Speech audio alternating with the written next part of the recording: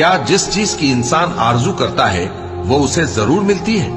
سو آخرت اور دنیا تو اللہ ہی کے ہاتھ میں ہے، اور آسمانوں میں بہت سے فرشتے ہیں جن کی سفارش کچھ بھی فائدہ نہیں دیتی مگر اس وقت کہ اللہ جس کے لیے چاہے اجازت بخشے اور سفارش پسند بھی کرے۔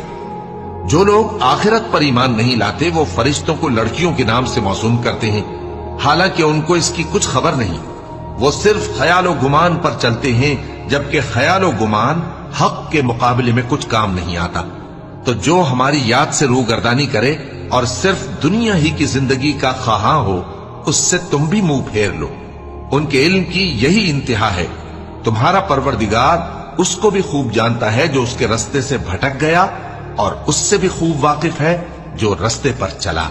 اور جو کچھ آسمانوں میں ہے اور جو کچھ زمین میں ہے سب اللہ ہی کا ہے، اور اس نے خلقت کو اس لیے پیدا کیا ہے کہ جن لوگوں نے برے کام کیے ان کو ان کے اعمال کا بدلہ دے۔